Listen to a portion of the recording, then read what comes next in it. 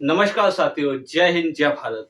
हम भारतीय संविधान में संशोधन की प्रक्रिया को पढ़ रहे हैं और इस टॉपिक पर करीब 1 से डेढ़ घंटे की चर्चा हम कर चुके हैं, जिसके बारे में 2 पार्ट पहले दिए हुए हैं और ये भारतीय संविधान में सबसे कठिन विषय, सब्जेक्ट, टॉपिक माना जाता है। आइए भारतीय संविधान संशोधन की जो प्रक्रिया है, उसमें जो अब तक हम लोगों ने पढ़ा है, उसमें देख लेते हैं कि क्या-क्या चीज़ें रही हैं, उनका रिवीजन करते हैं, उसके बाद आगे आज हम चर्चा करेंगे। अनुच्छेद 368 में संविधान की संशोधन की प्रक्रिया का उल्लेख है। इस बारे में बताया गया था कि अनुच्छेद 368 368 में भारतीय संविधान में संशोधन की क्या प्रक्रिया रह सकती है, इसका बारे में विस्तार से दिया हुआ है। अनुच्छेद 368 में संविधान में 2 तरह से हम संशोधन कर सकते हैं, ये आपको बताया गया था। 2 तरह से जो संशोधन हम संविधान में कर सकते हैं, एक तो है विशेष बहुमत से, दूसरा हम कर सकते हैं विशेष बहुमत तथा आधे राज्यों का अनुमोदन। क्लियर है? इसके बाद ये बताया गया था कि संविधान में वैसे देखा जाए तो 3 तरह से हम संविधान संशोधन कर सकते हैं। एक तो आपका रहेगा साधारण बहुमत से, दूसरा रहेगा विशेष बहुमत और तीसरा पॉइंट जो था संविधान में संशोधन करने का, वो पॉइंट ये कुछ इस तरह था कि विशेष बहुमत तथा आधे राज्यों का अनुमोदन। आगे चर्चा करेंगे संविधान में संशोधन किन किन तरीकों से हो सकता है, ये आपको बता दिया। आगे इसमें ये देखने वाले हैं हम लोग कि संविधान में जो संशोधन किया जा रहा है, वो संविधान संशोधन में क्या-क्या शामिल है। तो आपको बताया गया था कि संविधान संशोधन में किसी भी अनुच्छेद का हटाया जाना, किसी भी अनुच्छेद का जोड़ा जाना या किसी भी अनुच्छेद में परिवर्तन किया जाना शामिल है। यहाँ अनुच्छेद भी हो सकता है, धारा भी हो सकती है। अनुच्छेद में धाराएँ हैं, तो अगर हम उनका भी परिवर्तन कर रहे हैं संविधान में, तो निश्चित रूप से ये है कि हम संविधान में संशोधन कर रहे हैं। कुछ भी परिवर्तन करें, जोड़ना, हटाना या अन्य कोई भी काम करते हैं संविधान में जो लिखा हुआ है उसके, तो हमें वो संविधान संशोधन के दायरे में लिया जाना चाहिए। क्लियर है? संविधान में संशोधन की जो शक्ति है वो संसद में निहित है, ऐसा अनुच्छेद 368 में कहा गया, ये आपको बताया गया था। संविधान में संशोधन हेतु जो विधेयक है वो किसी भी संसद के सदन में लाए जा सकते हैं, यानी कि संविधान में संशोधन के जो भी विधेयक हैं वो किसी भी सदन में लाए जा सकते हैं, लोकसभा में, राज्यसभा में, किसी में भी पहले ले आइए। लोकसभा में पहले ले आओ तो फिर वो पारित होके राज्यसभा में जाएगा। अब राज्यसभा में पहले ले आते हैं तो फिर वो लोकसभा में पारित होकर के जाएगा, ये आपको बताया गया था। दूसरा बताया गया था कि संविधान संशोधन पर अगर किसी भी मुद्दे पर कोई भी बहस हो जाती है तो संयुक्त बैठक का कोई प्रावधान नहीं है। 1971 में 24वां संविधान संशोधन विधेयक लाया गया था, यानी कि आप ये समझिए कि 1971 में 24वां संविधान संशोधन किया गया था। इसके द्वारा निम्न प्रावधान किए गए। क्या-क्या प्रावधान थे? तो देखिएगा, किसी भी संविधान में जो संशोधन होता है, वह संविधान में कई मायनों को लेकर के हो रहा होता है। और संविधान के संशोधन में यूँ मान लो कि बहुत ज़्यादा पेजेज़ की लंबी-चौड़ी लिस्ट होती है, लेकिन और एक संविधान संशोधन कई संविधान के अनुच्छेदों को टच कर रहा होता है। क्लियर है? तो हम संविधान संशोधन में टॉपिक के हिसाब से पढ़ेंगे कि किस संविधान संशोधन में उस टॉपिक में क्या प्रावधान किया गया। तो जो हम 24वां संविधान संशोधन पर ये पढ़ रहे हैं, उसमें अनुच्छेद 13 को पहले टच कर रहे हैं कि अनुच्छेद 13 के अंतर्गत 13(4) नामक धारा जोड़कर यह प्रावधान किया गया कि अनुच्छेद 368 की प्रक्रिया के तहत किए गए संशोधन विधि शब्द की में शामिल नहीं है। क्लियर है? दूसरा, यहाँ पर अनुच्छेद 368 में भी परिवर्तन हुआ था कि यह प्रावधान किया गया कि संविधान संशोधन विधेयक पर राष्ट्रपति अपनी अनिवार्य स्वीकृति देंगे। ये आपको कल भी बातें बताई गई थी, उससे आगे देखते हैं। इसके बाद क्या है कि केशवानंद भारती बनाम केरल राज्य 1973 का मामला आता है कि संदर्भ में निम्न तथ्य हैं। उन तथ्यों को याद रखिएगा। क्या-क्या था कि इस बाद में 13 न्यायाधीशों की संविधान पीठ का गठन किया गया था, जो अब तक की सबसे बड़ी संविधान पीठ है। प्रश्न बनते हैं यहाँ से, तो याद रखिएगा केशवानंद भारती बनाम केरल राज्य में 13 राज्यों की संविधान पीठ का गठन किया गया, जो अब तक की सबसे बड़ी संविधान पीठ है। दूसरा, इसके अध्यक्ष कौन थे? तो उस समय के जो सर्वोच्च न्यायालय के न्यायाधीश थे, वही इसके अध्यक्ष थे, वो थे आपके जो अध्यक्ष थे वो एस.एम. सीकरी साहब थे, यानी कि तत्कालीन मुख्य न्यायाधीश एस.एम. सीकरी इस पीठ के अध्यक्ष थे। क्लियर है? 24 अप्रैल 1973 को इस पीठ में ने अपना निर्णय सुनाया 6/7 से, यानी कि 7 इस निर्णय के पक्ष में न्यायाधीश थे और 6 विपक्ष में थे। तो याद रखिएगा कि 24 अप्रैल 1973 को उच्च न्यायालय ने अपना निर्णय सुनाया जो निम्न था। अब वो निर्णय क्या था उसकी चर्चा अभी थोड़ी देर में करेंगे। पहले समझ लेते हैं कि जब भी संविधान पीठ गठन की जाती है तो वो हमेशा विषम नंबर ऑफ जजेज में की जाती है, यानी कि जो जजों की जो संख्या होती है वो विषम रखी जाती है। जैसे 7 होती है, 5 होती है, 3 होती है, 11 होती है, 13 हो गई। उसका रीजन ये है कि मान लो कोई ऐसा पॉइंट आ जाए कि जहाँ पे न्यायाधीशों के मत बराबर हो जाए। मान लो जैसे हमने 6 कर दिए और 6 में क्या होगा कि 3 और 3 हो गए, यानी कि 3 पक्ष में 3 विपक्ष में, तो वहां निर्णय नहीं आ सकता है। इसलिए सर्वोच्च न्यायालय या किसी भी न्यायालय की जब संविधान पीठ का गठन किया जाता है तो वहां हमेशा विषम नंबर में जजेज की संख्या नियुक्त की जाती है, जिससे कि निर्णय बहुमत से आ सके। जैसे ये जो था इसमें 13 न्यायाधीश रखे गए। 13 का सीधा क्लियर कट मतलब ये था कि यहाँ पर हम देख पा रहे हैं कि 7/6 से निर्णय आया, यानी कि 7 पक्ष में थे और 6 न्यायाधीश इस निर्णय के विपक्ष में थे। क्लियर है?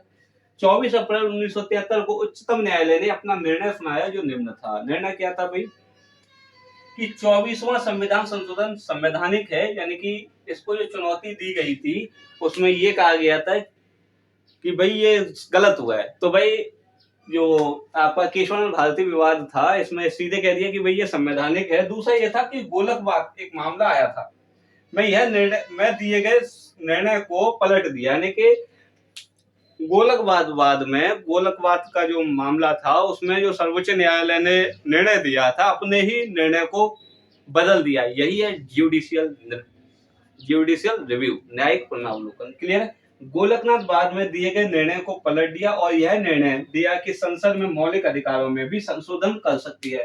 कहने का मतलब है गोलकनाथ बाद जो इससे पहले वाली वीडियो में बताया गया है उसमें सुप्रीम कोर्ट ने ये कहा था कि संसद मौलिक अधिकारों में संशोधन नहीं कर सकती, लेकिन यहाँ पर सुप्रीम कोर्ट ने अपना ही निर्णय बदल दिया और कहा कि संसद मौलिक अधिकारों में संशोधन कर सकती है। क्लियर है?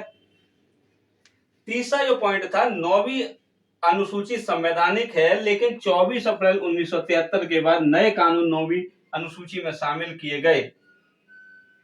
ठीक है जी, यदि वे संविधान की आधारभूत संरचना का उल्लंघन करते हैं तो उन कानूनों की समीक्षा संभव है। इस बात को थोड़ा समझ लेते हैं। 9वीं अनुसूची में यह कहा गया था कि जो भी कानून 9वीं अनुसूची में शामिल किए जाते हैं वे विधि शब्द की परिभाषा से बाहर हैं, अर्थात अर्थात जो भी मतलब 9वीं अनुसूची संवैधानिक है। इसको थोड़ा समझ लेते हैं कि ऐसा प्रावधान किया गया था कि जो भी कानून 9वीं अनुसूची में शामिल किए जाते हैं उनको न्यायालय में चुनौती नहीं दी जा सकती यदि वे संविधान के संगत नहीं है, तब भी ये आपको अनुसूची में बताया गया है। लेकिन यहाँ आप देख रहे हैं कि केशवानंद भारती बाद में ये कह दिया कि भाई जो भी 9वीं अनुसूची में बनाए गए कानून हैं यदि वो 24 अप्रैल 1973 के बाद 9वीं अनुसूची में शामिल किए जाते हैं तो उन्हें भी न्यायालय में चुनौती दी जा सकती है, उनके कानूनों की भी मतलब समीक्षा की जा सकती है यदि वे संविधान की आधारभूत संरचना का उल्लंघन करते हैं। महत्वपूर्ण यहाँ ये भी है कि वर्तमान में 9वीं अनुसूची में कितने कानून हैं, तो पढ़ाया हुआ क्वेश्चन है, गलत नहीं होना चाहिए। याद रखिएगा कि 9वीं अनुसूची में वर्तमान में 284 कानून हैं।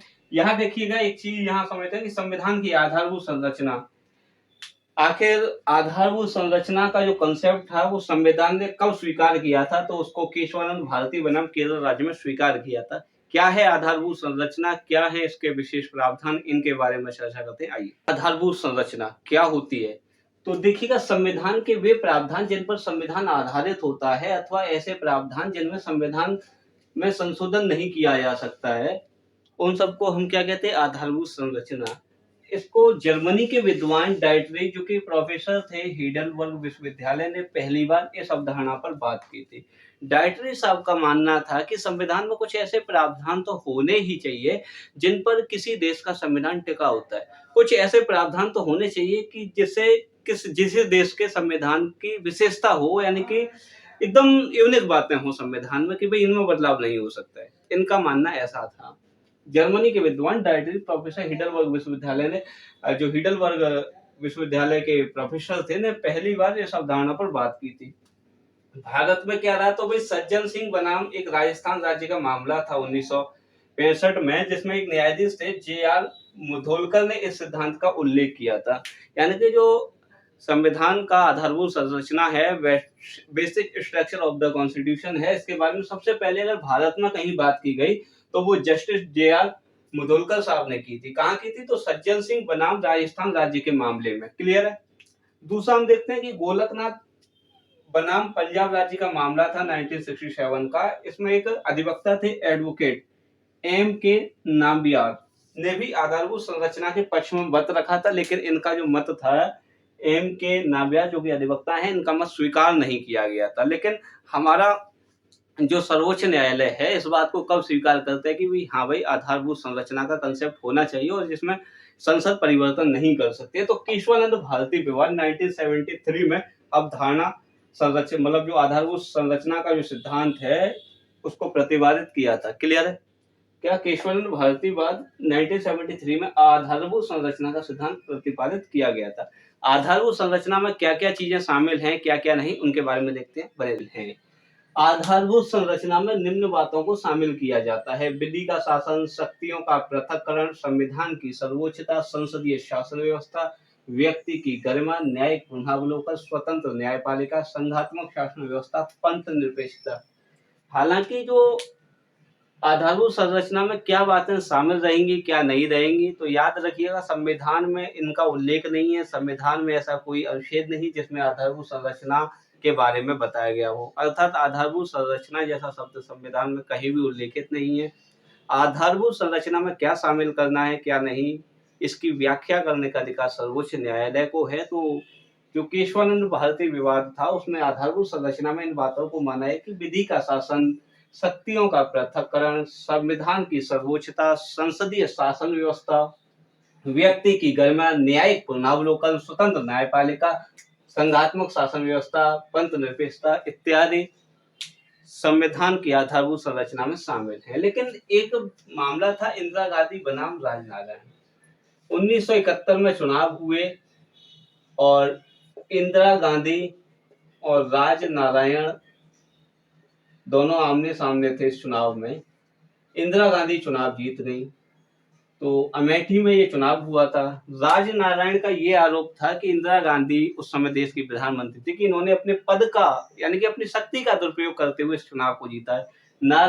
राजनारायण इस चुनाव के खिलाफ में इलाहाबाद हाई कोर्ट में जाते हैं और इलाहाबाद हाई कोर्ट ने इस चुनाव को रद्द कर दिया और इंदिरा गांधी प्रधानमंत्री हैं। तो बड़ी देश में हलचल हुई कि भाई चुनाव रद्द हो गया। तो इंदिरा गांधी इस मामले को लेकर के सुप्रीम कोर्ट जाती हैं और सुप्रीम कोर्ट में हालांकि सुप्रीम का जो उच्च न्यायालय का जो निर्णय था वो तो पलट दिया भाई कि चुनाव वैलिड है, लेकिन एक नई बात सुप्रीम कोर्ट ने कही थी वो ये थी कि इंदिरा गांधी बनाम राजनारायण 1975 के मामले में ईमानदार एवं निष्पक्ष चुनाव को संविधान की आधारभूत संरचना में शामिल किया गया। यहाँ से महत्वपूर्ण ये है कि चुनाव कराना क्या संविधान की आधारभूत संरचना में शामिल है। आपका उत्तर रहेगा हाँ है।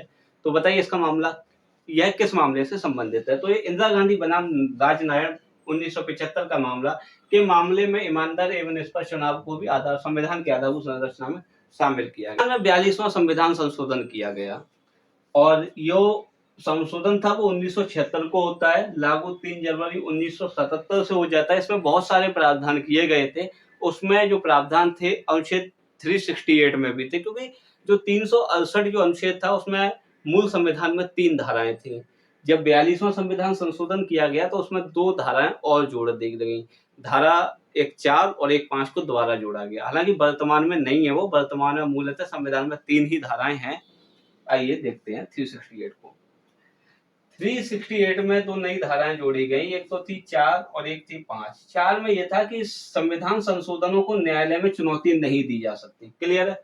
दूसरी बात यह थी कि संविधान संशोधन के संदर्भ में संसद की शक्ति पर कोई सीमा नहीं है।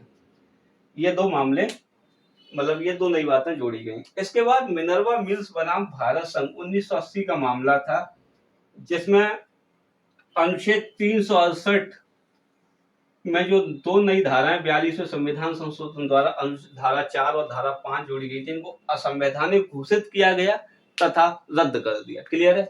यानी कि मिनर्वा मिल्स बनाम भारत संघ 1980 के मामले में 42वें संविधान संशोधन 1976 के द्वारा अनुच्छेद 368 में जोड़ी गई दो धाराएं 4 व 5 को असंवैधानिक घोषित करते हुए समाप्त कर दिया गया। क्लियर है? दूसरी बात, मिनर्वा मिल्स बनाम भारत संघ 1980 के मामले में ही मूल अधिकार और